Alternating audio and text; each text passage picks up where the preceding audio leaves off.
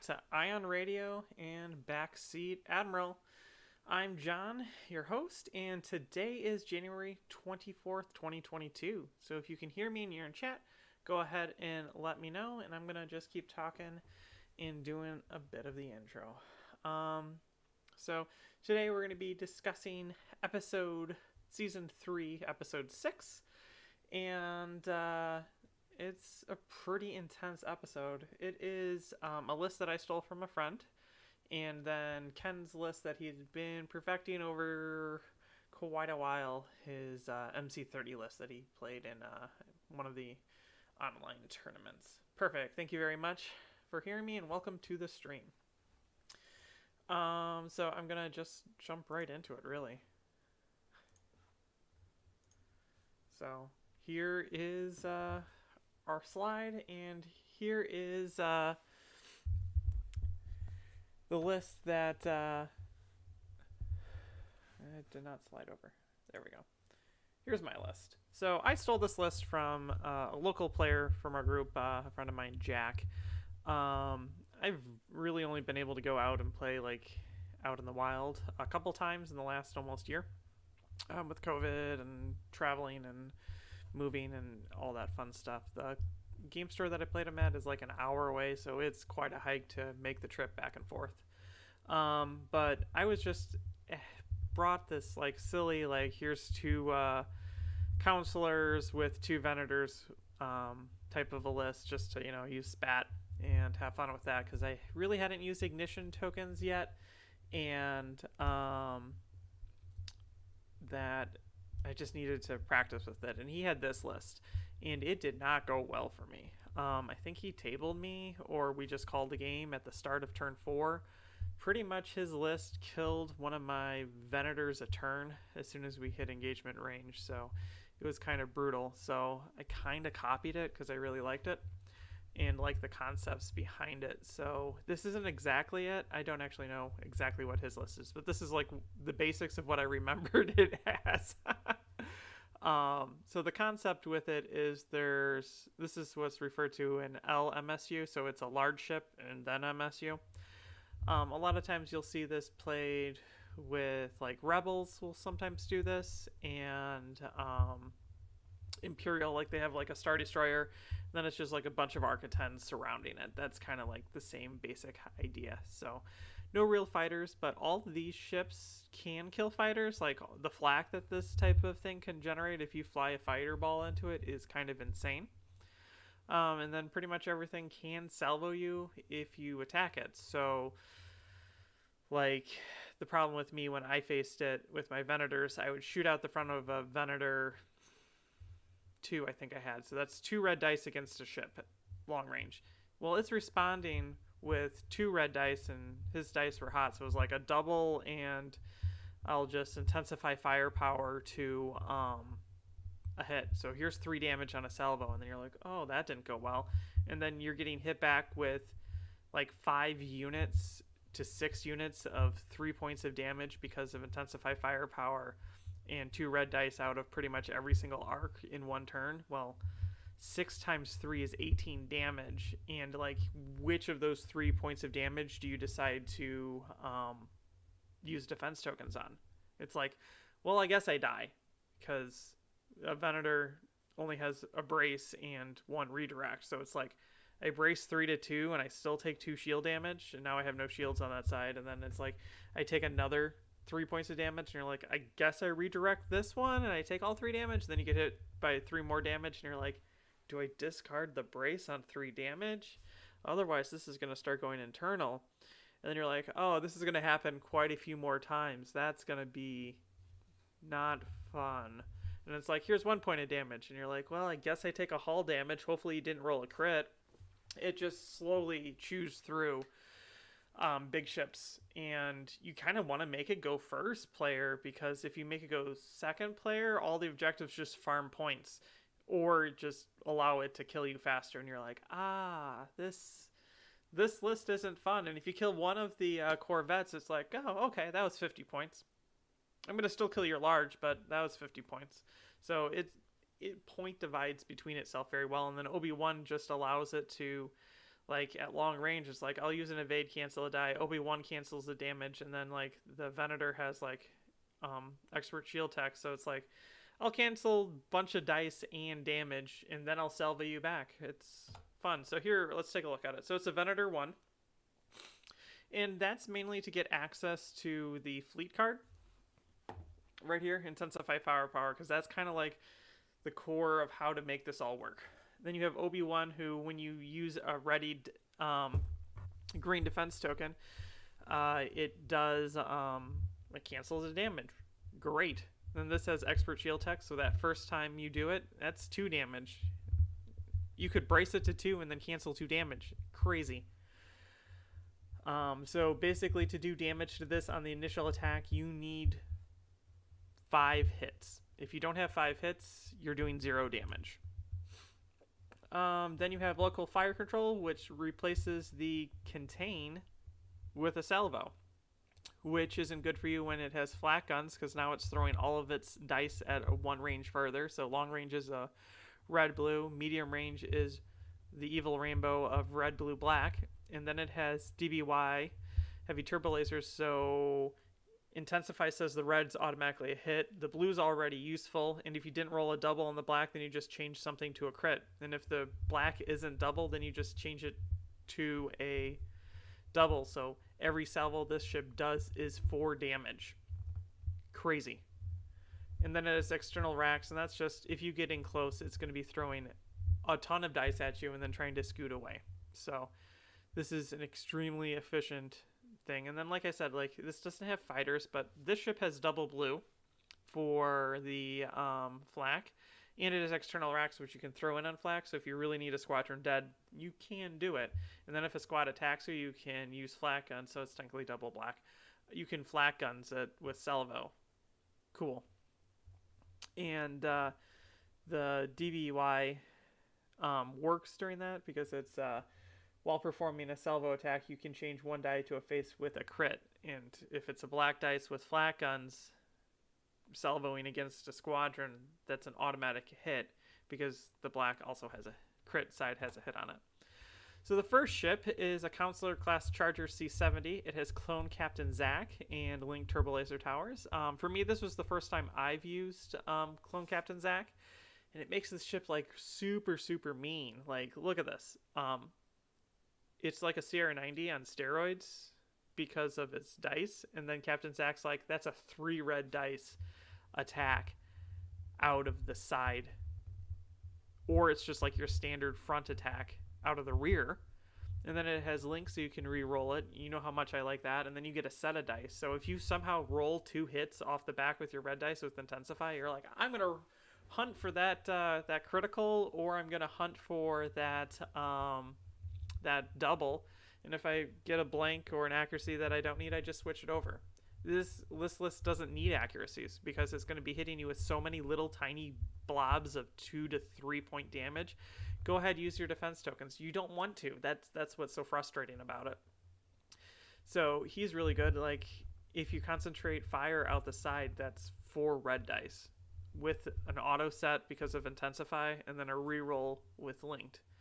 That's really good, and you can do it for 2 turns with Zach before you even need to try to get the refresh cost, because it comes with 1 free one. So you use it, exhaust it, spend off, ready. Like, it's really good.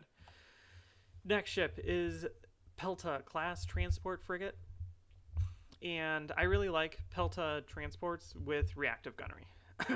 I've used it in other builds, and you see me for the future. Most of the time I'm using this ship. Because Peltas with 2 squadron, like I have a Venator and I have acclimators to push my squadrons. Peltas aren't here to push squadrons. They're here to be purely support ships, and that's what they are. So this has munitions resupply, which is here just to feed tokens to the Venator to supply the Intensify. So you don't need it the first turn, right? And then the second turn, it feeds 1 of its tokens. It takes 1 for itself to ready itself. So now you have 3 tokens. And then the next turn, you feed it a token, and then you ready itself. So now you have 2 uses of it. And then you feed it the last one, you just leave it exhausted. So that's 3 intensifies with this. So that's turns 3 or 2, 3, 4. And then you need 5 and maybe 6. So maybe just discard Intensify Firepower on turn 5 because you probably won't get to turn 6. Or you just have it get one more token and you're set just from this card. Just this ship being near your Venator powers Intensify the entire game. And then it has Reactive Gunnery. So you shoot at me, and Obi-Wan only cares about a readied redirect token being used, not the redirect action.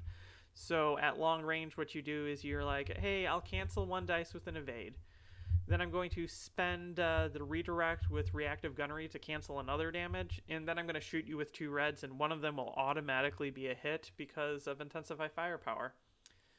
That's fun. And then, like, when you're shooting at ships, like, this ship is, like, the same thing that I've been saying. Like, here's 2 red dice, one of them's automatically damaged, and then I'll just roll that red dice out the side if I could, double arc you with it. And it's like, if I get a crit or a double, awesome. If not, it just automatically becomes a hit with Intensify.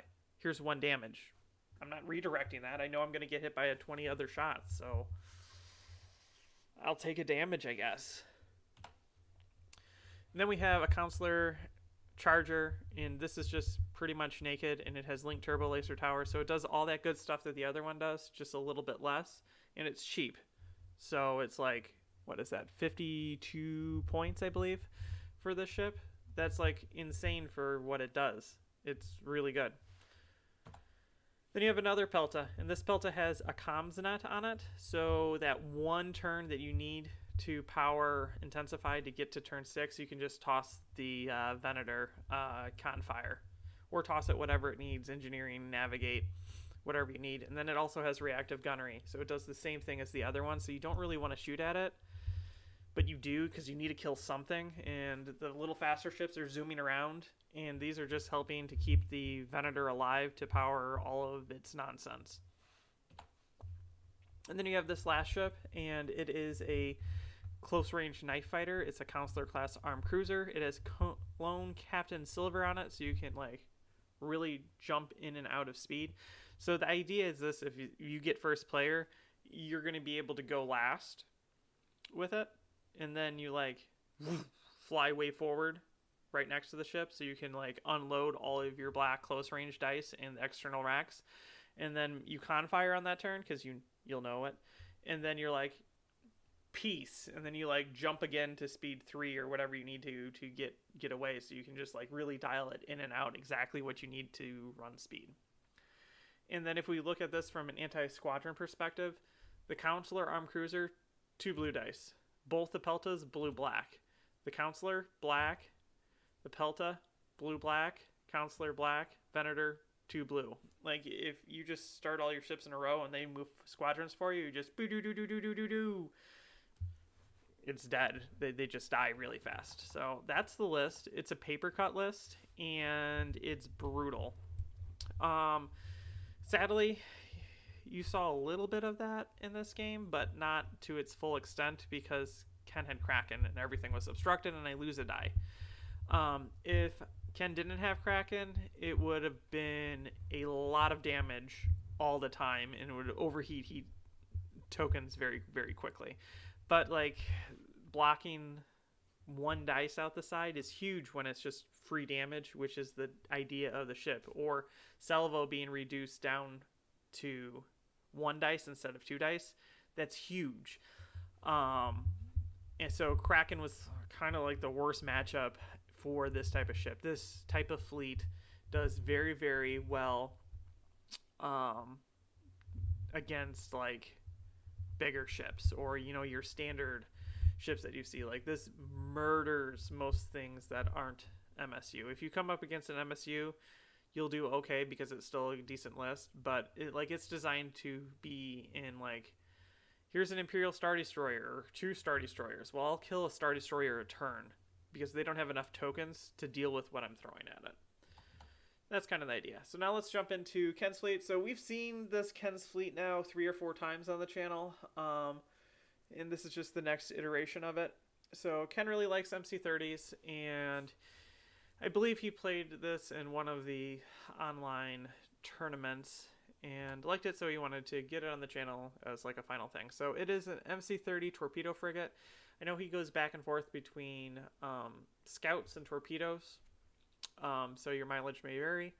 It is General Kraken, so if you're going speed 3 or higher, all attacks against you by ships are obstructed, which is the bane of my existence with the fleet that I flew, because I wanted to be able to shoot those 1 red dice at long range and just set it to a hit and then make you deal with them. I don't get that shot with this, which stinks. So he has veteran gunners, external racks, and foresight.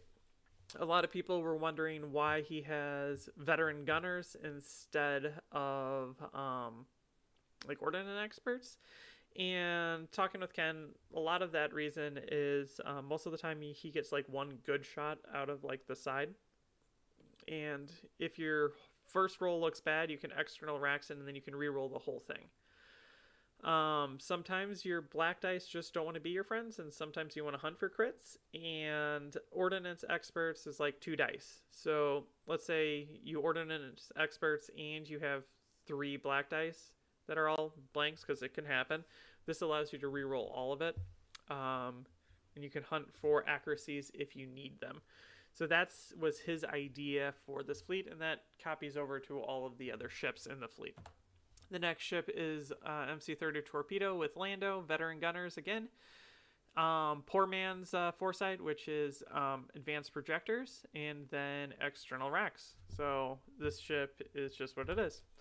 And then you have this one, which is veteran gunners, external racks, and admonition. So you use the titles to help the ship survive, or advanced projectors and Lando combo to help the ship survive.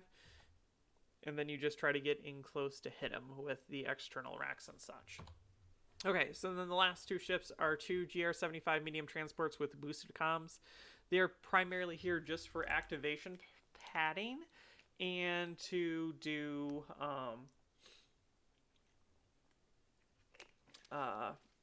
command the fighters. So if I'm not mistaken, can correct me, he's in chat, but I believe one of his first iterations of this had no fighters, and fighters just murder him. And so he needed some sort of ball of fighters to do stuff with.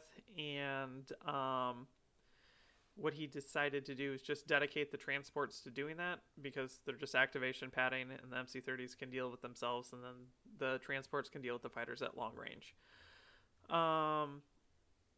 It works. So let's talk about the fighters.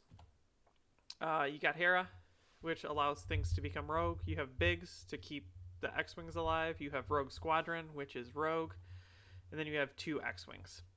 Personally, when you have already 2 transports dedicated to being long-range command, like I'm going to command the squadrons, you don't need Hera. Hera is strictly there for, I don't plan on commanding my squadrons, and I should probably just bring VT or YT 2400s then, and then have 2 aces that Hera hands out the power to.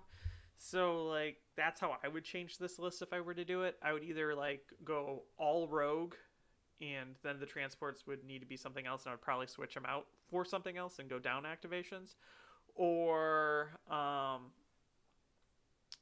would do no rogue and just let the transports do their own thing. And at that point, it's like, do I then go expanded hangar so I can activate 6 squadrons between the 2? Or do I go boosted comms? I'd probably go, honestly, with expanded so I could hit more fighters if that's my plan. So, like, you could drop Hera, switch over to expanded hangars, or just add expanded hangars, and then add in more X-Wings so that you can spread that around. I don't like X-Wings, everyone knows this, because X-Wings don't actually attack for me against ships, because, you know, it's that red dice, so it would only be an anti-squadron deterrent, and that's a lot of points just an anti-squadron when you could just add more ships to try to kill ships. That's me, though. I'm going to jump all the way down to objectives now, and talk about the objectives that my fleet came with, which makes it so that you want to give my fleet first player, because you don't really want to play me in second player. Because if you look at it, like, I have in this fleet, like, what, 6 activations, I think? Yes, 6 activations. That's a lot.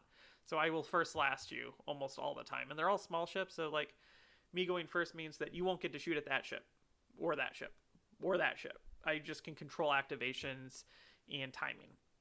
So I have this fleet with opening salvo because it's funny, because I have all red dice ships pretty much, and being able to add 2 of any color and then intensifying it to whatever I want is pretty awesome. And like getting hit by Clone Captain Zach's ship, like that's 2 red dice plus 2 dice of whatever I want to add to it, and then you get hit by the double arc of 2 more red dice plus Zach plus a Confire.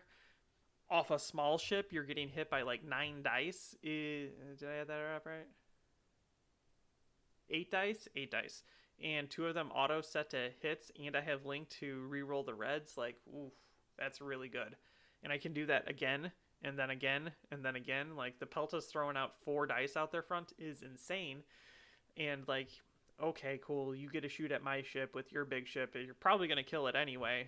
And then Obi-Wan will just cancel out those dice. So, all I need to do is get a damage on you and I score half points for that ship. So, cool. You don't want to choose that. And then you have Abandoned Mining Facility, which says that I will sit back and all of my Peltas have 4 engineering. So I have 3 ships in this fleet that have 4 engineering. So if I get near that station that's in the middle, guess what? I'm getting tons of points every turn.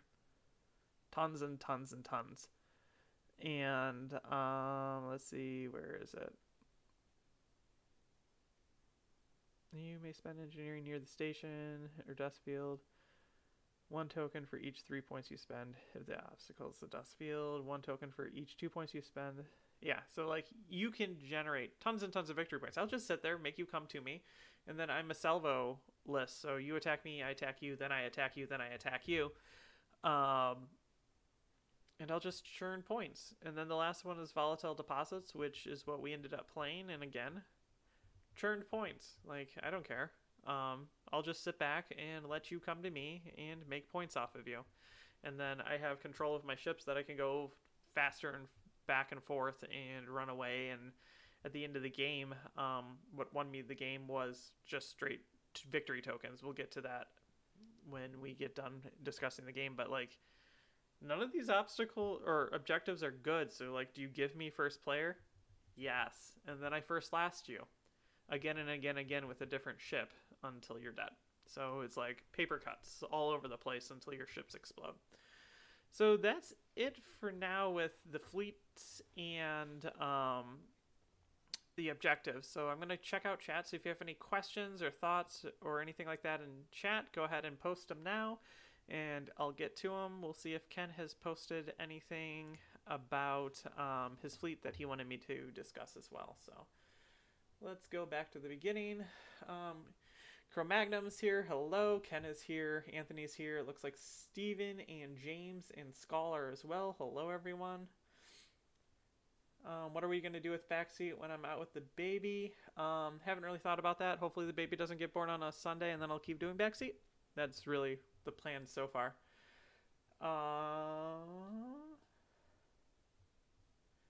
James, it is a really nasty list. Like I said, like I lost a Venator a turn when I played it the first time, and as soon as I played it, I'm like, I'm gonna have to try this list. Ken's not gonna like it, but I'm gonna try this list. Like, it's still a mean list, and Ken had like the hard counter to it, which is obstruction, obstruction, obstruction. It just cuts. Yeah, like getting salvoed for 3 damage, like every single salvo, and then that ship then starts activating. It's like, here's 3 more groups or 2 more groups of a minimum of 2 damage. I guess I brace it to 1. Maybe. Like, it just cuts through shields so fast. Yes, it's a lot like the TRC 90s list, but feels cheaper, and then you have an easy way to have a large that powers Intensify. Rebels struggle with getting Intensify, so you put it on a Pelta, and the Rebel Peltas aren't as good, so the Rebels can't do it as well. And then also, Rebel CR90s are blue and a red out the side, while the Republic are double red out the side, which is actually better. They're not as maneuverable as the Republic or Rebel ships, the CR90s, but they're almost as maneuverable. And that extra red out the side is if you can double arc with it, that's 2 reds at range on every shot. And with Intensify, that's probably 2 damage because you have Link to reroll a dice as well. So it's like 2 damage, 2 damage. And you're like, well, I guess I take 4 damage to that hull zone because I don't want to redirect that. And then get 2 more damage. It's brutal. No excuses, Jacob. You can't be late. Welcome. Northern Heroes here. The Republic list is so dirty. Not surprised at all that it won. I'm seriously considering flying this in my next door tournament. Yeah, Skull, you should try it. This is a really good Gar list. This is a really good Gar list that doesn't include using a spat. Most of the Gar lists that you see are either spat driven or like what I like, which is just, you know, here's Plo Koon and I'm going to bomb right through your ship. So. Hello, Jan. The Obi-Wan fleet is very beautiful in my view. Yeah. Not my fleet. Props to Jack. He designed this and came up with it, and I stole it because he tabled me with it. And anything that can table you is probably worth taking a look at for if you should try flying it. That's how I see it. Ken says the original list was fighterless. I needed a way to control the fighters. Go Big Spall. Yeah, Big Spalls are brutal. I would have leaned further into probably the Big Spall, like I said, and dropped Hera and just let the transports commanded things. I think that would be better against fighters. So Ken says that Hera was a leftover from a different direction that he was thinking of taking it.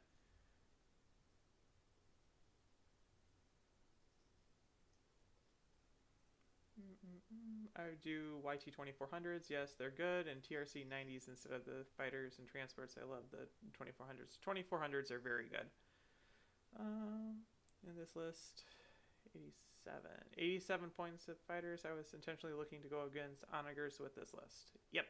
Ken's plan was to try to crack onagers.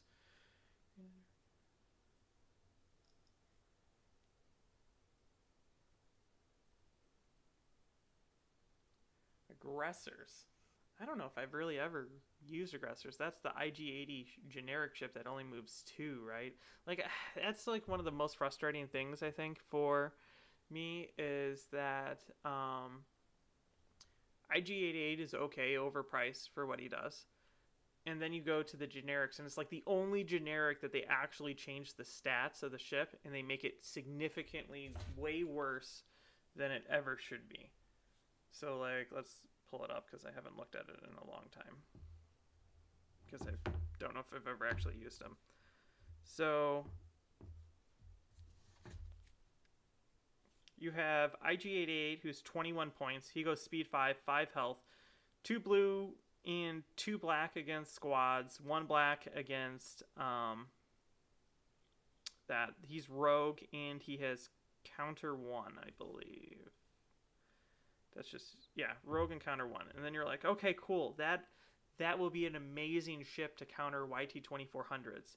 But wait, no, it's the same cost as a YT-2400, except it only goes speed 3.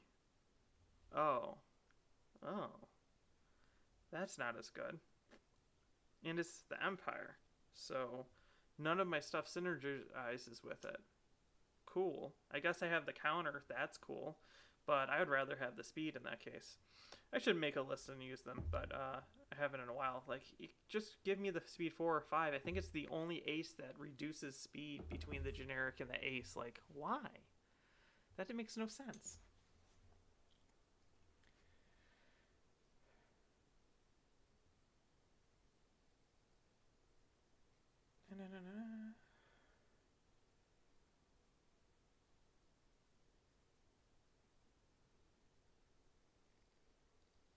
Yeah, apparently we're talking about aggressors and how people actually like them. I've never used them. I have a bunch painted up, but I never have used them, so maybe that will be soon in the future.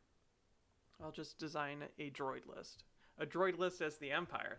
That's what I do. Okay, so I think I'm caught up with chat right now, so I'm going to jump into the game and explain what I did and why I did it. So let's get to the proper slide. There we go. Okay, so this is the start of the game. And in this game, the only obstacles that really, really matter are the asteroids. When asteroids are at the end of the round, it's like a contested outpost. You do distance 1 from the obstacles or the asteroids, and whoever has the most command points, gets those, and then you get victory points for it. So as the second player, you always put an asteroid out first, so then you get 2 asteroids on your side of the table. So it's asteroid, the opponent puts out an asteroid, then you put out an asteroid, and then everything else gets deployed. And how I deploy it is, like you can see, this is the edge right here. I leave enough room that I can place an asteroid if someone tries to block me. So I put this down first. So if you try to put an obstacle here to keep me from getting 2 asteroids next to each other, I can then put it over here, so then I always have a clump of the asteroids right next to each other. So that's how I go about doing this on this. Is you put it so then you have enough space on either side to put the other asteroids so that you can just sit right in between both of them and collect points. Then the rest of it really, really doesn't matter. That's my personal opinion. I don't play for the critical effect because I don't assume that I will ever get a critical. So I just don't. And then I got out deployed because of the fighter ball pretty much. So Ken put his transport down here. And I put my guy here clearly because that's where he's going to go. And then I have my Peltas to support these 2 ships. Like this is just going to fly and cover. So if this ship dies, there will be a Pelta that will land in between the asteroids. That's kind of like what I thought on deployment.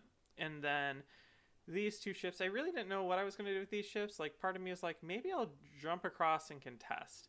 And then I'm like, maybe I'll fly Zach around because, he shoots out his side behind Ken. You'll see that in a bit. So what I should have done is I should have had just both of these gone forward, and they would have dealt with the transports a little bit faster, but I was delayed on my decision for that, which is kind of weird because I didn't really know how this was all going to go.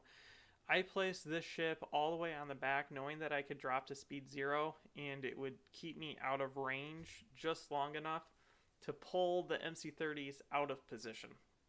I've seen Ken play this list multiple times. I've played this list multiple times.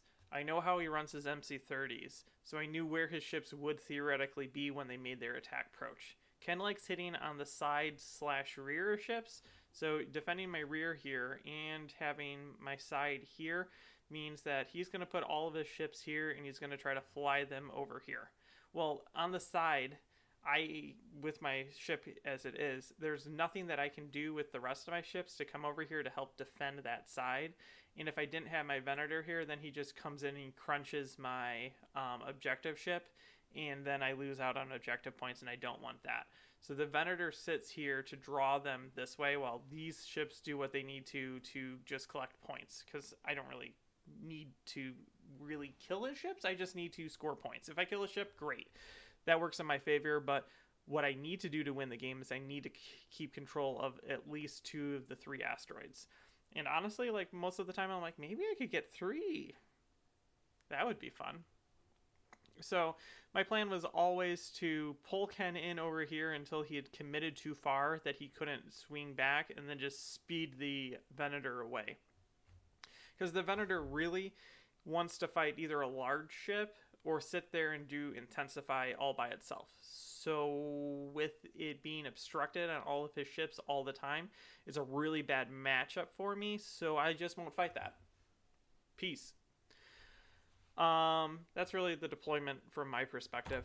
Let's go to the next slide, and you can see if I kept the ship going straight, it might have been fighter attacked. So at this point, I'm like, maybe I race it across here, and then I shoot into the rear of his ships. And then I realized that it was all obstructed and it would be like 0 fun. So I'm like, no, I'm not going to kill them. So this ship can contest for like 2 turns of fighter attacks, but the fighters don't have enough. This is when this decision was made. The fighters don't have enough attacks to kill both of these ships in the amount of turns that we have left, because he wasn't able to get attack on me this turn. But it for sure will kill this one, and with this transport now going this direction, I won't be able to do that. So like I'm already like thinking in game at this point, like, so my Venator sits here, his things come here, I move my Venator away, but this ship is going to die. So this ship needs to come in here, this ship needs to move around to the front to try to claim both of those. Like, that's already in the thought process at this point.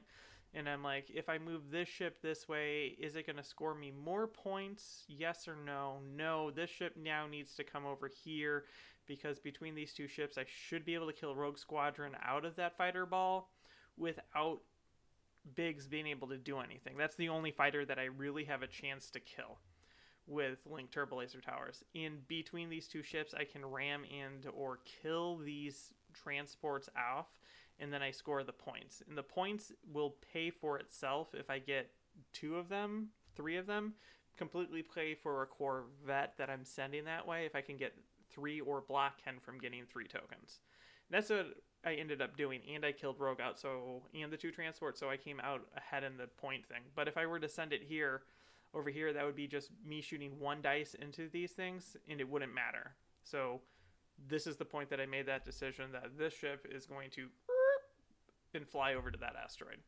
As you can see, I'm just sitting here waiting for these ships to come to about here before I start moving forward. So this is the start of that turn, and you can see all those thoughts now being projected. I flew the ship off to the side, so then it would take 1 more turn for the fighters to engage. And now this ship is going to come around to attack the transports and land on the asteroid when this ship is going to explode from fighters, because fighters are going to 100% kill it. There's nothing I can do about that. And then I'm just controlling these and now contesting that. So Ken's not getting any points for it. I'm getting my points, yay. And then I'm going to collapse in on here just to score points. Ken's going to sweep in. And looking at this, this is, I think we talked about it during the thing, what Ken should have done is he should have activated this ship first, and he should have parked it right in front of me. It would have sacrificed it, but it would have pinned my Venator there, allowing him to kill it. When he activated this first, I'm like, perfect, I'm out of here. I'll take that couple shot dice that I can't use defense tokens, because who cares? That's just like a couple points of 2 damage, because it's just blue dice. Like, maximum it is 2 damage. It's not like risking me sitting there with red dice being thrown at me where 3 dice turns into 6 damage and an accuracy somehow. So like, I can just sit here, take that free damage, and then I can start scooting. And that's why I gave myself a token, dial, we're going to fly away. So you can see that's what I did. And now I'm unpinned and I have all this territory to fly away. These ships will never be able to shoot at that ship again, because that ship's going to be gone.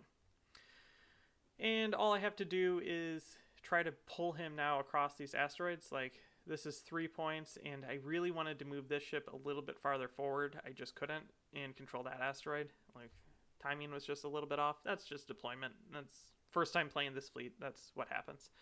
And then, as you can see, this is all coming to how I thought it was going to be. Fighters are going to trade out that guy. I'm going to try to use my 2 transports to overheat the tokens to kill ships, and then keep control of this as long as possible between these 2 ships to control the tide of tokens. Into the turn, you can see Ken has pulled into this asteroid, taking control over it. Like, there's really nothing. Like, this is why I wanted this ship to be right there, because then it would block him in here and possibly ram him off the board, and then I still control it. Didn't happen. And I still control this one. And I control this one, and now that guy's about to explode. These 2 are both going to try to take out that guy or push him away, and then this guy's going to come around here for the end of the game and try to score the remainder of the points with my Star Destroyer now free and probably won't ever be able to be attacked by these ships, because they have to like go through my ships and go through obstacles to try to reach me, and then I'll just scoot. So it's pretty safe. Next time, you can see that ship died, transport died. I'm scoring points, but this is a full health ship. There's not enough turns for these fighters to do enough damage to me to kill me. And then this Venator's gonna hunt down this, and as you saw at the end of the game, like, we didn't take a picture, but this transport moves here, and then I just ram it to death because it's a transport and it already has a ton of damage.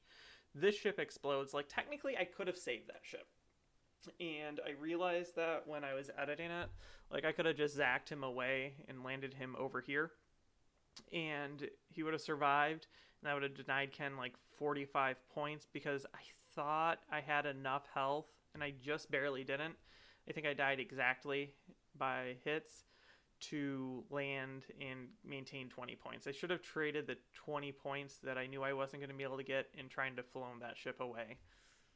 Lesson learned. Things happen. And then Ken's ships just fly over here, and one of them's on like 2 health and the other one's full health, so there wasn't anything I really could do with all the obstruction. So that is the game. Let's actually see how much health everything had at the end. Give me a second while I pull that up.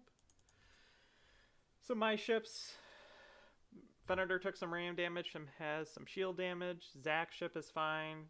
Corvette died from fighters. Other Corvette died from the back. The Pelta got obliterated because of a crit, and it lost all of its shields, which hurt it really bad. And then the other Pelta took ram damage to itself to stay where it was, so it was fine. Now let's jump over to Ken's end of game. As you can see, 1 damage. I had 1 damage, just ram damage. This one almost went down. Admo, so close. But there's no way I was going to get enough damage with what was there with it being obstructed. If it wasn't obstructed, yes, this would be a different game, and it would just be like, Pachoo! That's when Zach would have flown around and tried to take out these guys from the rear, but there's no point. And then as you can see, I did a lot of damage to nothing but Rogue Squadron for fighters, because that was the only one that I could realistically kill. I could have tried to like flak a bunch of fighters, but I was never going to kill anything because of Biggs. Just between the X-Wings and Biggs, it'll just be like do, spread it around. Then Hera herself has 8 hull, so I would need, like, in the 4 turns, 2 ships double arcing her to do enough damage to kill her, so that wasn't ever going to happen. So final score, information like that. Ken actually killed more points of ships than I did. He had 149 points of ships, and I had 140. Because I really only killed this in Rogue Squadron. And an MC-30. So the big difference was the victory points. I had 180 points, and Ken had 45. Which is why this fleet is so dangerous being second player, because I can just sit there and farm points. I won on points. Like, it didn't matter what else happened in the game. Like, that's it. So the MOV was 126 difference, so 4-7. So yeah, that's pretty much the game. If you have any thoughts or comments on it, hit me up in the comments, and I'll answer them. But yeah, so that was kind of the strategy for me in my thought pattern on where I was putting my ships and how I was moving them when I was moving them. That was my plan from the beginning. Hold my Venator back, draw Ken in. He's a close range knife fighter, or hammer fighter actually, because he hits hard at close range, and I'm a paper cut fighter, and my paper cuts are really paper cutty when I lose a dice because of obstruction. That's why this is like the perfect counter for this type of fleet, because I can't do what I normally would want to do with this fleet against it. So that's about it. So I'm going to start looking at the comments, and you guys can ask me questions or anything. Skull's talking about running 2 to 3 aggressors for cheap-ish rogue for the Imperials, and that's true when you look at, like, but see, like, for me, like, spend 16 points for a speed 3 ship, or I could just run decimators. And decimators do speed 3. They have more health. They have the counter. They have rogue. They're technically heavy, but who really cares? Um, they're black dice instead of blue dice against fighters, so that's kind of a wash unless you're facing aces. And then they're 3 blue dice instead of a black dice, no bomber against ships. So like that extra 6 points makes it a very difficult decision if you go just upgrade to decimators. I really like decimators though.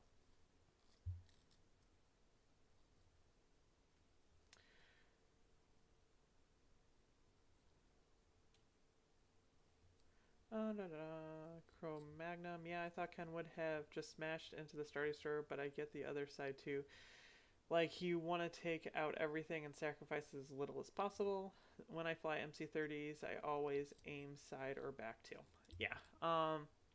That's why I actually like Riken with MC-30s. Like, I'll just sit here, you can kill me, and then I'll wait for you to come in front of me, ram me. I take another ram damage, you take a damage, and then I'll throw all my dice out of a ship that's dead, and then I'll ram you again. Riken's kind of really awesome for that. But yeah, so let's think. What else can I tell you? Ken, are we still good for what we talked about for Tuesday? Hit me up in the comments for that. That's a release type schedule. So let me know if I should be talking about that. And then I'm going to talk about what's coming out later this week on Friday. So our match for Friday is going to be a very strange list by me and Ken. So we have coming out this week, it's going to be the Battle of the Set-Aside Dials. So it's going to be Admiral Trench, run by Ken, and then Grand Admiral Thrawn, run by me. So we're going to see which one of these is the more strategic master. So that should be a fun one. Thank you very much, James. James just hit us up with $5 donation. Thank you for the excellent content, learning lots from the game and strategies. Thank you very much. We greatly appreciate it and glad that you're learning stuff from what we're doing. Yeah, so I'm going to see if Ken says anything and go from there. But we are going to be talking about Madness. Madness is coming up very shortly. Ken and I have already gone through... Okay, cool. Thanks. Okay, so Ken's going to be announcing all of the fleets tomorrow for Madness. And we're excited. We have a total of 16 fleets this year competing in Madness, and they range from the winner from last year, IrishMadCat, is returning with a fleet. And then our Patreon, and we also have lists from Discord members and YouTube comments as well. I think we ended up getting like a total of like 30 fleet submissions, except we just physically don't have time to run a tournament as big as like the NCAA or anything like that. Like that would be insane. So we have a total of 16 fleets that Ken has come up with a way to rank them real fast so we can bracket them, and then came up with how we were going to play it. So he's going to be announcing that. If he has time, he will finish a video, and it will be posted tomorrow, maybe Wednesday, maybe Thursday, and go through each of the fleets as well. So we're very excited to be doing this. This is going to be our second annual This Is Madness tournament for Armada, so we're very excited about that. Sadly, not all the lists made it, so sorry. The list that did make it, all of our Patreon lists got in, and then we had to skim through the Discord and YouTube and select fleets that would be good matchups against the other fleets. With the extra fleets, Ken's thinking about doing something special with the AI, so you might still see those fleets flown anyway. So...